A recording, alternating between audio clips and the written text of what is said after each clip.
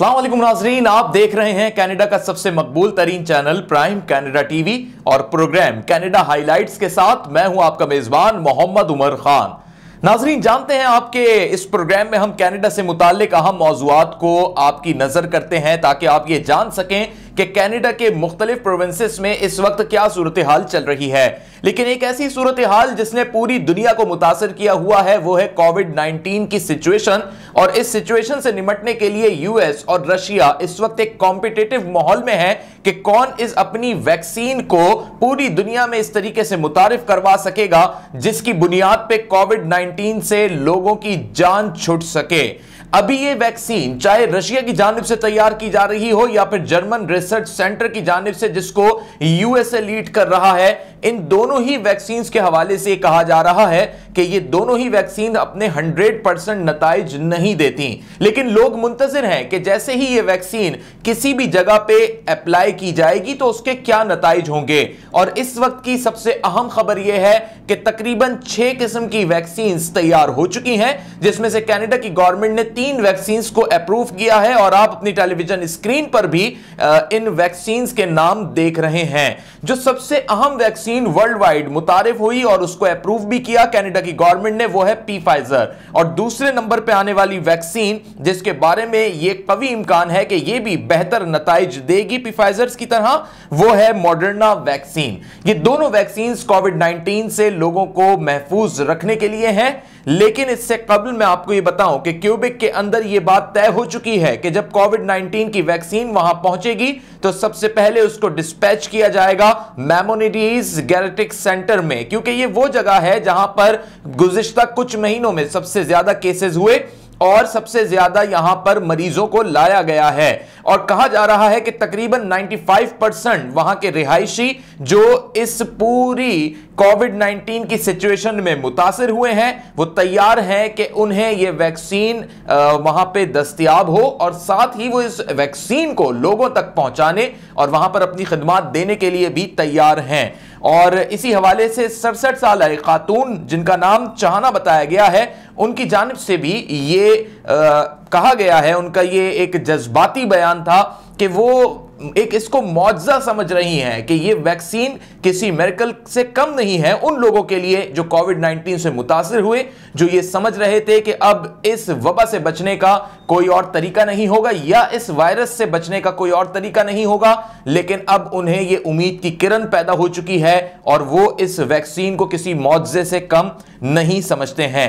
Pfizer जो कि बायोनेटिक्स vaccine है और इसे हेल्थ कनाडा की जानिब से अप्रूव कर दिया गया है और कहा गया है कि ये 6 महीने तक इसकी कंजर्वेशन हो सकती है, यानी इसको रखा जा सकता है। दर्जा हरारत भी इसका बता दिया गया है कि कितने दर्जा हरारत पे इसको महफूज रखा जा सकता है और इसी ड्यूरेशन में ये वैक्सीन लोगों तक उनको अप्लाई की जाएगी और इंप्लीमेंटेशन होगा इस पूरी वैक्सीन का। दूसरी जानिब मॉडर्ना के नाम से जो वैक्सीन है उसके बारे में भी बताया गया है कि वो 30 दिन तक काबिल इस्तेमाल रहेगी। और इन दोनों वैक्सीन के ये डिटेल्स जानने के बाद अंदाजा हो रहा है कि दोनों ही वैक्सीन लोगों को कोविड-19 से बचाने के लिए बेइंतहा कारआमद रहेंगी। यानी शॉर्ट टर्म बेसिस पे मॉडर्ना को इस्तेमाल किया जाएगा, लॉन्ग टर्म बेसिस पे Pfizer को इस्तेमाल किया जाएगा, उनकी मुद्दत को देखते हुए कि वो कितनी मुद्दत तक के लिए काबिल इस्तेमाल हैं और वो अपने असरात लोगों पर एक पॉजिटिव असरात यानी इंपैक्ट कर रही हैं। इन वैक्सीन के हवाले से Johnson and Johnson pharmaceutical division की जानिब से भी ये बात कही गई है और एक रिसर्च भी इसमें शामिल की गई है और वो ये है कि ये पहला फेज नहीं होगा बल्कि ये एक फाइनल फेज होगा जिसके अंदर इस वैक्सीन को ह्यूमन के ऊपर यानी इंसानों के ऊपर अप्लाई किया जा रहा है। जब भी ये कहा गया था, जब इस वैक्सीन को मुतारिफ करवाया गया था कि तकरीबन ये वैक्सीन अपने 90% से ज्यादा नताइज तो दे रही है, लिहाजा ये एक फाइनल फेज होगा जब ये लोगों पर अप्लाई होगी और ये इसका एक एक्सपेरिमेंटल फाइनल फेज भी होगा, लेकिन लोगों को इससे यकीनी तौर पर फायदा पहुंचेगा। कहा यह जा रहा है कि 2021 का Pfizer और कोविड-19 की वैक्सीन एक बहुत बड़ा गिफ्ट है ये 2021 का पूरी दुनिया के लिए। और कनाडा में भी इसको इंतजार किया जा रहा है कि जैसे ही 2021 शुरू हो और जैसे ही ये वैक्सीन पहुंचे तो लोग तैयार हैं, रजाकार भी तैयार हैं, हेल्थ केयर का स्टाफ भी तैयार है और सबसे अहम बात यह कि वो लोग जो इससे मुतासिर हुए हैं वो इसे एक मौजज़ा समझ रहे हैं।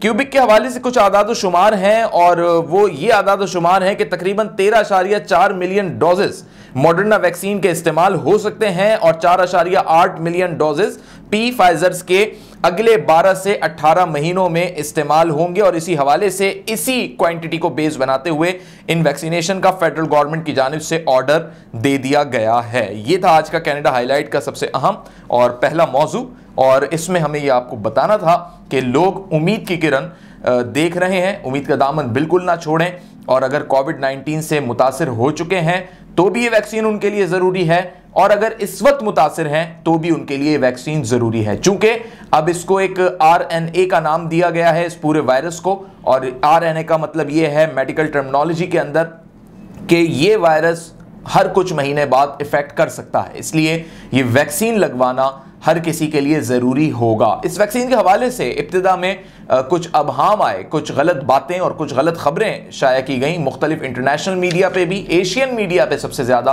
और जोड़ा गया उसको किसी और तरीके से, और वो ये जोड़ा गया कि इस वैक्सीन के जरिए कोई चिप लगा दी जाएगी, जबकि ऐसा कुछ भी नहीं है। ये वैक्सीन बिल्कुल एक इंजेक्शन की तरह होगी और जिस तरह एक इंजेक्शन लगता है उसी तरीके से ये वैक्सीन दी जाएगी। इसके डोजेस कैसे होंगे, इनका जो दौरानी है आप देख रहे हैं अपनी टेलीविजन स्क्रीन पे कि फाइजर्स 21 डेज के गैप के साथ जो है इसके मजीद डोजेस दिए जाएंगे, और इसकी बुनियाद ही यही है कि आपके जिस्म के अंदर यानी इंसान के जिस्म के अंदर वो तमाम तर चीजें जो कुव्वत मुदाफियत को बढ़ाती हैं, ये उसको मजीद बढ़ाने में और बीमारियों से जो कुव्वत मुदाफियत मुतासिर होती है उसको कंट्रोल करने में बड़ा अहम किरदार अदा करेगी।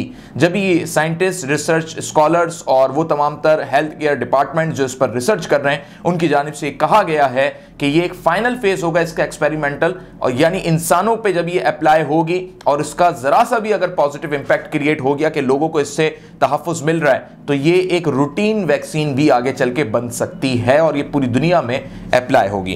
कनाडा हाईलाइट का आज का दूसरा अहम मौजू मॉन्ट्रियल से मुताल्लिक है, और इस अहम मौजू को इसलिए मैं अहम कह रहा हूं क्योंकि लोगों की एक बड़ी परेशानी थी, लोगों ने मॉन्ट्रियल के लोगों ने इसमें बड़ा सब्र का मुजाहरा किया था, और वो सब्र का मुजाहरा ये था कि एक प्लाजा जिसका नाम स्ट्रीट हर्बर्ट के नाम से है और ये मॉन्ट्रियल में वाक़ है, और ये मॉन्ट्रियल का सबसे लार्जेस्ट कमर्शियल प्लाजा और वो पूरी स्ट्रीट समझी जाती है। इसकी पूरी तामीर में तकरीबन 2 साल का वक्त लगा है, और 2 साल तक लोगों ने यह सब्र किया कि वो पूरी रोड, वो पूरी शाहरा बंद रही, क्योंकि ये एक अंडरग्राउंड पूरा एक प्लाजा बन रहा था जो कि स्ट्रीट के नीचे था। अब ये काम रोक दिया गया है, और इसे रोकने के बाद जो है अब लोगों के लिए शाहरा खुल चुकी है, और आने वाले दिनों में यानी जब 2021 में हम इसे देखेंगे तो इसकी कंप्लीटेशन होने के बाद इस शाहरा के जरिए, इस प्लाजा के जरिए लोगों को तिजारती फवायद भी मिलेंगे। 2018 में इस प्रोजेक्ट का आगाज हुआ, इस प्रोजेक्ट पर तकरीबन $55 मिलियन खर्च हुए हैं, और ये एक स्ट्रीट अंडरग्राउंड इंफ्रास्ट्रक्चर प्रोजेक्ट था और इसको अपग्रेड करने की जरूरत थी क्योंकि ये प्लाजा 1951 में तश्कील पाया था, इसकी फाउंडेशन 1951 में रखी गई थी, तब से ही चल रहा था, और वक्त के साथ साथ इसको अपग्रेडेशन की जरूरत थी, लेकिन इसकी अपग्रेडेशन पे तकरीबन 30 से 36 माह लगे हैं। लोगों का भी ये कहना है, वहाँ के जो मकामी लोग हैं उसमें ताजिर बरादरी भी शामिल है, उन्होंने कहा कि हमने बड़े सब्र का मुजाहरा किया और इन 30 माह के दौरान जो है हमने ये उम्मीद रखी कि जब ये प्लाजा दोबारा से रिन्यूअल हो जाएगा, दोबारा से इसकी तज़ीन व आराइश हो जाएगी तो ये तिजारती फ़वाइद भी देगा, लेकिन साथ साथ लोगों के लिए आसानी भी पैदा कर देगा। और इस वक्त ये कहा जा रहा है कि तकरीबन जो वहाँ के मर्चेंट्स हैं, जो इस प्लाजा से लोग फ़वाइद हासिल करेंगे, वो एक तरीके से इसमें खुश भी हैं। लेकिन इस वक्त जो सबसे अहम बात है वो ये है कि इस अंडरग्राउंड प्रोजेक्ट में जो काम हो रहा था तज़ीन व आराइश का, वो अब रुक चुका है, और अब ये पूरी स्ट्रीट जो है मॉन्ट्रियल की अब लोगों की आमदोरफ्त और गुजरगाह के लिए भी इस्तेमाल हो सकेगी। कनाडा हाईलाइट्स का तीसरा मौजू क्यूबिक से है, क्योंकि क्यूबिक में एक वाकया पेश आया जिसमें पब्लिक के थ्रू ये मालूम हुआ कि 2 बच्चियों के लापता होने का ये मामला था, और बड़ी अहम कार्रवाई इसमें की गई, और पुलिस की जानिब से अब ये ऐलान किया गया है और ये अनाउंसमेंट सामने आई है कि ये दोनों बच्चियां जिनकी उम्रें 2 साल और 7 साल के करीब थीं, ये दोनों बाजियाब हो चुकी हैं, मिल चुकी हैं, ये मिसिंग थीं और एक बेहतर कंडीशन में मिली हैं, यानी इनकी सेहत जो है वो बेहतर है, और इन्हें मिलने के बाद जो है, इनकी बाजियाबी के बाद जो है तस्दीक कर दी गई है क्यूबिक पुलिस की जानिब से, और इनके मिसिंग का ये मामला पब्लिक की जानिब से उठाया गया था। और इस मामले को जब पुलिस तक पहुंचाया गया तो पुलिस की जानिब से जो इक़दामात, जो कार्रवाइयाँ की गई, उसके नतीजे में दोनों बच्चियाँ मिल चुकी हैं। आज कनाडा हाइलाइट्स का चौथा और अहम मौजू ओंटारियो से है, और ओंटारियो में हम बात करेंगे रियल इस्टेट इंडस्ट्री और रियल इस्टेट सेक्टर की। हमने गुज़िश्ता प्रोग्राम्स में भी दीगर प्रोविंसेस के हवाले से बात की, क्योंकि रियल इस्टेट इंडस्ट्री कनाडा की वो वाहिद इंडस्ट्री है जो इस वक्त ग्रूम कर रही है। ना सिर्फ ग्रूम कर रही है, बल्कि अगर माजी के आदाद शुमार की निस्बत देखा जाए तो इसकी ग्रोथ रेट भी बढ़ता हुआ ही दिखाई दे रहा है। ओंटारियो में क्या पोजीशन है, हमारे साथ जो आज शख्सियत बराह रास्त हमारे साथ मौजूद हैं और अपना बड़ा कीमती वक्त हमें दे रहे हैं। आप ओंटारियो में 1993 से मौजूद हैं, ओवरसीज़ पाकिस्तानीज़ में आपका शुमार होता है, पाकिस्तान के शहर लाहौर से आपका ताल्लुक़ है और लाहौर हाई कोर्ट बार में आप मेंबर की हैसियत भी रखते हैं। रियल इस्टेट इंडस्ट्री में आप अपना काफ़ी तजुर्बा रखते हैं और इस वक्त एक कंपनी में आप सेल्स रिप्रेजेंटेटिव के तौर पर भी अपने फ़राइज़ अंजाम दे रहे हैं। सीनियर एनालिस्ट हैं जनाब इफ्तिखार मिर्ज़ा साहब। बहुत शुक्रिया इफ्तिखार मिर्ज़ा साहब, प्राइम कैनेडा टीवी के लिए वक्त निकालने के लिए। मैं ये जानना चाहूँगा इब्तिदा में आपसे कि इस वक्त ओंटारियो में क्या पोजीशन है, क्या सिचुएशन है रियल एस्टेट सेक्टर की? अच्छा, ये आपने बहुत अच्छा सवाल किया। मैं ऑटवा रियल एस्टेट बिजनेस में मुझे तकरीबन 10 साल के करीब हो चुके हैं, और मैं ऑटवा बेस ही हूँ रियल एस्टेट के हवाले से। तो it's so strange and shocking for everybody कि रियल एस्टेट बिजनेस के ऊपर कोविड का कोई फर्क नहीं पड़ता, नेगेटिव इम्पैक्ट नहीं हुआ। तो इसके ऊपर बड़ा जो है ना पॉजिटिव इम्पैक्ट हुआ है रियल एस्टेट की मार्केट में इन जनरल। अगर ओवरऑल देखें तो अगर हम एवरेज निकालें तो ऑलमोस्ट ऑन एवरेज 20% इंक्रीज हुई है प्राइस आठवा में, और इवन ओंटारियो में। और चूंकि टोरंटो टोरंटो की मार्केट ओंटारियो की मार्केट से थोड़ी सी डिफरेंट है, आठवा की मार्केट से, सॉरी। तो टोरंटो में जो है ना अफोर्डेबिलिटी लोगों की जैसे जैसे कम होती जा रही है ना, तो लोगों का ट्रेंड इंक्रीज हो रहा है आठवा की तरफ। तो पिछले तकरीबन कोई आप लगा लें कि 3 साल से 2017 के शुरू से आठवा की मार्केट ने स्टेडीली जो है ना बूम करना शुरू किया था। मगर इस साल जबकि कोविड भी है, हमारे ऊपर रेस्ट्रिक्शंस भी हैं, शोइंग्स हम वो उस तरह इनिशियली तो हमने वो शोइंग नहीं कर रहे थे जैसे ट्रेडिशनल शोइंग होती थी, वर्चुअल थी। तो मगर अभी जैसे थोड़ा सा रिलैक्स हुआ है टाइम टू टाइम, तो शोइंग्स हमारी लिमिटेड हो गई है, लिमिटेड टू अडल्ट्स और नो किड्स। और ओपन हाउस भी होते थे मार्केट में, वो भी नहीं आजकल हो रहे। इसके बावजूद रियल एस्टेट की मार्केट जो है ना ये आठवा में डे बाय डे इंक्रीज कर रही है। और लेट्स से कि अगर पिछले साल अगर ये मैं नवंबर को कंपेयर करूं, नवंबर के साथ, क्योंकि दिसंबर अभी चल रहा है, तो नवंबर 2019, नवंबर 2020, तो इसमें तकरीबन कोई 20% के करीब जो है ना इसकी इंक्रीज हुई है प्राइस में। तो which is a big increase in general. तो कांडो की, रेजिडेंशियल की कांडो की थोड़ी सी मार्केट डिफरेंट होती है, नंबर ऑफ डेज भी मार्केट में कम हुए हैं, तो प्रॉपर्टी जल्दी निकल जाती है। और क्योंकि इन्वेंट्री कम है, बायर जो है ना वो ज्यादा है, तो इसलिए ओवर आस्किंग प्राइस जो है ना वो चली जाती है। सम टाइम आप लगा लें कि 20-30 लाख। तो इसमें काफी जंप है कि अराउंड 10% जो है ना आप लगा लें, 5 to 10% कोई भी प्रॉपर्टी किसी भी वक्त जो है ना इंक्रीज इन प्राइस जो है ना वो जनरेट कर सकती है। ये टोटली डिपेंड करता है कि लिस्टिंग प्राइस उसकी क्या है। तो मगर ये कि offer generate, multiple offer generate हो जाती हैं और ओवर प्राइस जो है ना ये जाती है। और नए बायर के लिए ये जरा थोड़ा सा मुश्किल है मार्केट में, मार्केट को समझना। बहरहाल आस्ता आस्ता उनको समझ आ जाती है। अच्छा, ये भी बताइएगा इफ्तिखार साहब कि गवर्नमेंट की तरफ से क्या रिलीफ फराहम किया गया है टैक्सेस के हवाले से, या जो भी मुताल्लिका सेक्टर्स इस इंडस्ट्री से मुताल्लिक हैं उसमें गवर्नमेंट ने कोई रिलीफ दिया? अच्छा, इसमें गवर्नमेंट की तरफ से ना, गवर्नमेंट ऑफ ओंटारियो का जो इसमें कंट्रीब्यूशन है ना, सबसे पहला वो कंट्रीब्यूशन होता है लैंड ट्रांसफर टैक्स का। ठीक है। तो लैंड ट्रांसफर टैक्स में तो कोई भी कोई स्पेशल कोविड की वजह से कोई भी ब्रेक नहीं मिला। और जहां तक रहा सवाल कि आपकी म्यूनसिपैलिटी का, कि म्यूनसिपैलिटी जो आपका प्रॉपर्टी टैक्स वगैरह जो आता है उसके ऊपर म्यूनसिपैलिटी ने कोई ब्रेक दिया है, तो वो भी म्यूनसिपैलिटी की तरफ से भी कोई ब्रेक नहीं है। बल्कि ये अपने चार्जेस कवर करने के लिए ये प्रॉपर्टी टैक्स को ये इंक्रीज करेंगे, क्योंकि जो इन्होंने इधर उधर स्पेंड किए हैं कोविड की वजह से पब्लिक के ऊपर, तो उसको कवर करना है, उन्होंने मुख्तलिफ तरीके से कवर करना है। तो वो डेफिनेटली ये प्रॉपर्टी टैक्स इंक्रीज होगा। और बाकी जो इंसेंटिव की बात है, जो गवर्नमेंट का इंसेंटिव यही था कि जो पेमेंट उन्होंने डेफर की थी, तो वो लोगों के लिए एक इंसेंटिव था with with pro and cons, और उसमें प्लस माइनस भी थे।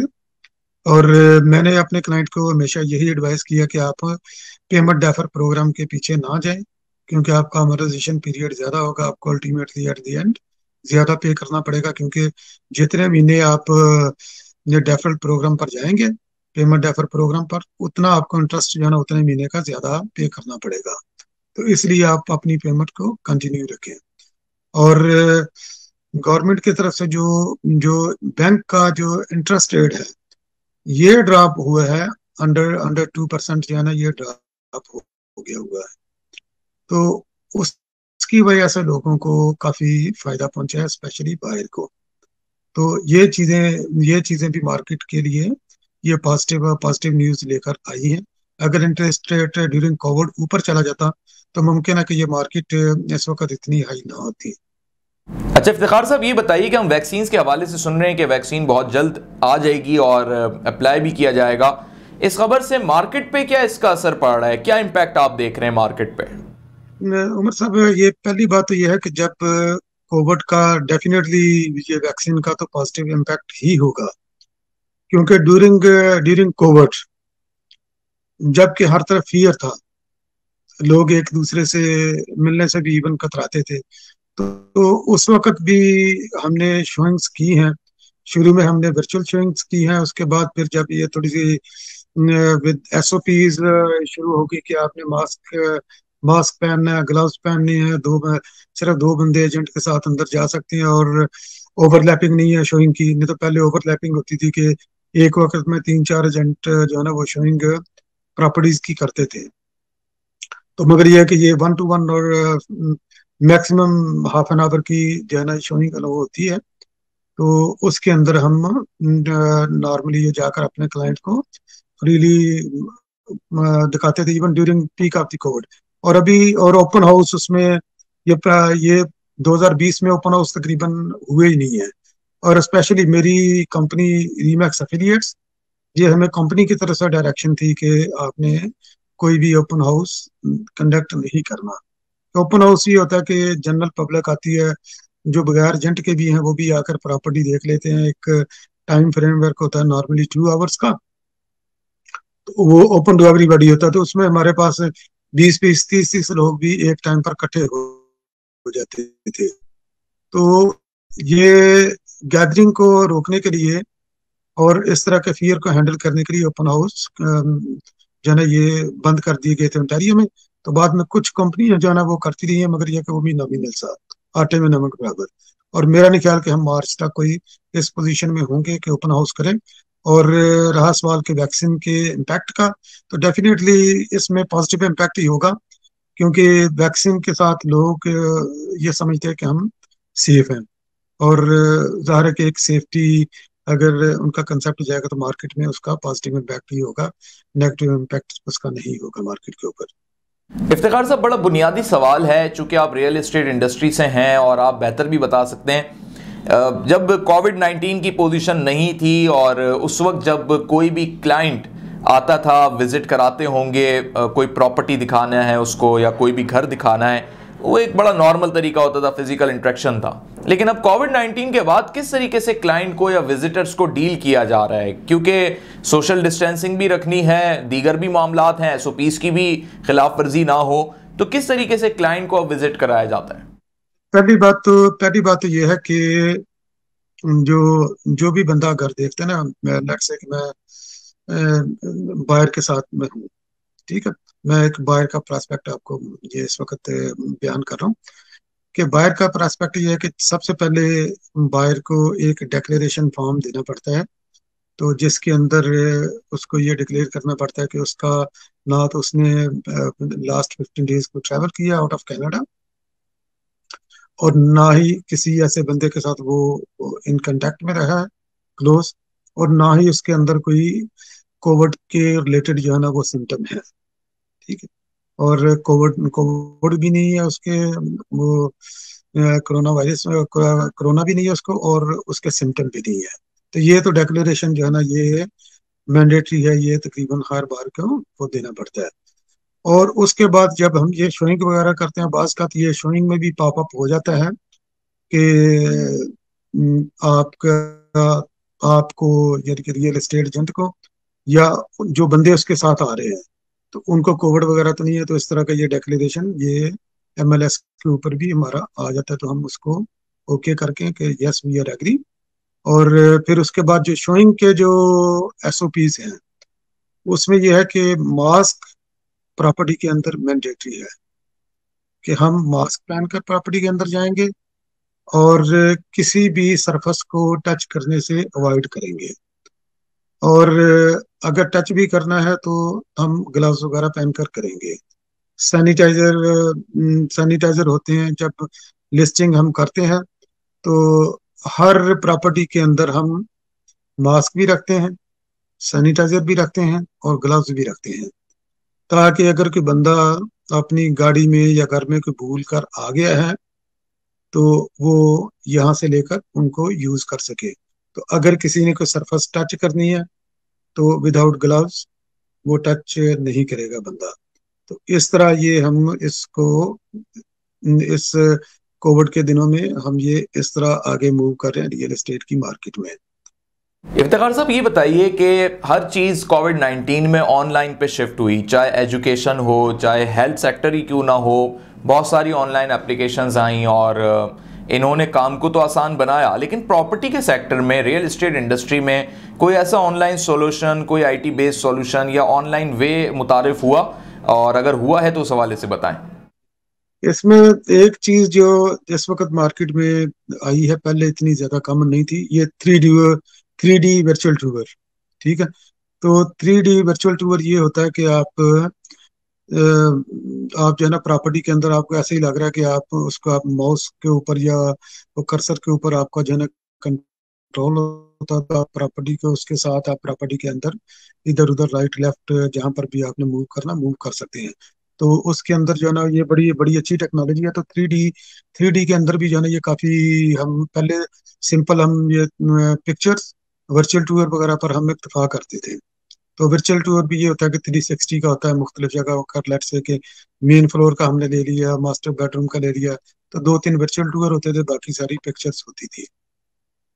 तो अभी वर्चुअल टूर के साथ साथ नई टेक्नोलॉजी है 3D टूर। तो 3D टूर जो है ना आपका कंप्लीट जो है ना ये आपकी प्रॉपर्टी का आपको स्केच जो है ना वो आपके सामने रख देती है।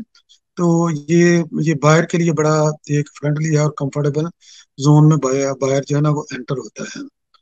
और जैसा कि मैंने पहले अर्ज किया कि पहले हम ये जूम वगैरह या वर्चुअल टूर वगैरह करवाते थे, तो उसमें ये होता था कि हम सिर्फ अकेले जाते थे, क्लाइंट को वीडियो शेयरिंग के जरिए कोई भी मीन्स हो, जैसे व्हाट्सअप है या जूम है या कोई भी, यानी कि लाइव वीडियो हम उसके साथ हम शेयर करते थे कि ये हम प्रॉपर्टी के अंदर हैं, तो इस तरह वो हमारे साथ वो मूव करता था।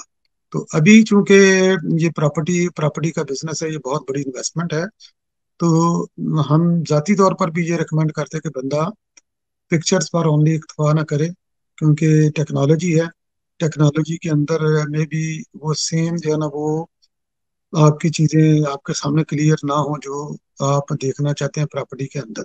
तो इसलिए बेहतर यही होता है कि हम अपने क्लाइंट को इनकरेज करते हैं कि फिर आप खुद फिजिकली इधर आए, प्रॉपर्टी के अंदर देखें, then you can make the decision, क्योंकि आपने फिर इस प्रॉपर्टी के अंदर कई साल रहना होता है। तो इसलिए बेहतर ये होता है, बहरहाल टेक्नोलॉजी का फायदा तो है, तो डेफिनेटली, मगर यह कि अभी जैसे दूसरे बिजनेस स्विच हुए हैं उस तरह ये रियल एस्टेट स्विच नहीं हुआ टेक्नोलॉजी के ऊपर। इफ्तिखार साहब, ये बताइएगा कि बहुत से लोग बैंक लोन लेते हैं प्रॉपर्टी की ख़रीदारी में, और फिर कोविड-19 की इस पोजीशन ने जो सिचुएशन क्रिएट की है, क्या ऐसे भी केसेस और ऐसे भी वाक़यात रिपोर्ट हुए हैं कि लोग अपना लोन ना अदा कर पा रहे हों और प्रॉपर्टी जब्त होने का खदशा पैदा हो गया? नहीं, इस वक्त कोई मेरे इल्म में कोई ऐसी बात नहीं है कि कोविड की वजह से कोई ऐसी चीज सामने आई हो, क्योंकि वर्क फ्रॉम मोस्टली लोगों का है वर्क फ्रॉम होम। ठीक है, तो वर्क उनको पे वगैरह हर चीज उनको मिलती है, वो घर से काम कर रहे हैं। और बल्कि गवर्नमेंट ने शुरू ये किया था कि जो जो लोग वर्क फ्रॉम होम नहीं कर जिनकी पक्की जॉब नहीं थी लोगों की, तो परमानेंट जॉब इनकी नहीं थी, गवर्नमेंट ने दूसरे साल और इनकम मुतासर हुई थी, और ने कंसेंट दिए लोगों को ना, पर अडल्ट जो है ना उन्होंने दिया था तकरीबन कोई मेरा ख्याल बाई बाई वीकली दिया था $2000, तो which is a decent amount. तो उसके अंदर वो लोग अपनी चीजें मैनेज कर रहे थे अच्छे तरीके से। तो इस वक्त तक कोई नॉन पेमेंट की वजह से मेरे सामने केस नहीं आया कि नॉन पेमेंट की वजह से किसी को कोई प्रॉब्लम हो रही है, क्योंकि जैसे मैंने पहले अर्ज किया कि गवर्नमेंट ने ये पेमेंट पेमेंट डेफर प्रोग्राम भी शुरू किया था कि इंटरेस्ट ओनली, तो ये भी लोगों को ये ब्रेक मिला था। तो अभी तो खैर काफी रिलैक्स है, तो मेरा नहीं ख्याल कि ये ऐसी चीज कोई सामने आएगी, क्योंकि अगर ये पेमेंट की प्रॉब्लम ये शुरू होगी तो फिर डेफिनेटली ये एक इंडिकेटर होगा मार्केट क्रैश का। तो जो इस वक्त एज ए रियलिटर मार्केट क्रैश में देख नहीं रहा, इसमें पॉजिटिव ग्रोथ ही मैं देख रहा हूँ। इफ्तिखार साहब, लास्ट में मैं आपसे ये जानना चाहूँगा कि चूँकि रियल इस्टेट सेक्टर ग्रो कर रहा है कनाडा में, और ओंटारियो में अगर कोई मज़ीद इन्वेस्टमेंट करना चाहे या इस सेक्टर में नया कोई इन्वेस्टर आना चाहे, तो उस न्यू कमर के लिए क्या सजेशन आप देना चाहेंगे? मेरी सजेशन तो यही है कि सबसे इस वक्त जो एक्सपीरियंस, सबसे सिक्योर इन्वेस्टमेंट रियल एस्टेट में ही है। तो अगर आज आप इन्वेस्ट करेंगे, आज समटाइम वो बायर की ये थॉट होती है कि मैं मुमकिन है कि मैं ये प्रॉपर्टी महंगी खरीद रहा हूँ, मगर ये कि उसको जिस तरह ये इसमें रैपिड इंक्रीज हो रहा है, तो अनप्रेसिडेंशियल भी है, तो उसका महीने बाद उसको पता चल जाता है कि ये प्रॉपर्टी अब किस प्राइस पर खड़ी है। तो रियल एस्टेट में तो डेफिनेटली मैं इनकरेज यही करूंगा कि अगर किसी ने सिक्योर इन्वेस्टमेंट करनी है तो आप रियल एस्टेट में करें। आपका ये ऑल दो कि आपकी इन्वेस्टमेंट है, मगर आपका कैश इन हैंड है। कैश इन हैंड इस हवाले से है कि आप जब भी इसको डिस्पोज ऑफ करना चाहें आपको कोई प्रॉब्लम नहीं होगी।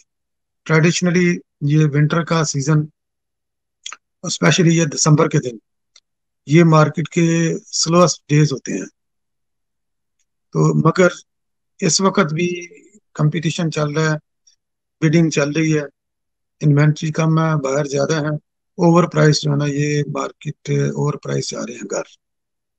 तो मेरी भी इन दिनों में दिसंबर में, हालांकि बिजनेस स्लो होता है, अल्लाह ताला का शुक्र है कि मेरी भी काफी इसमें डील्स हुई हैं इन्हीं दिनों में।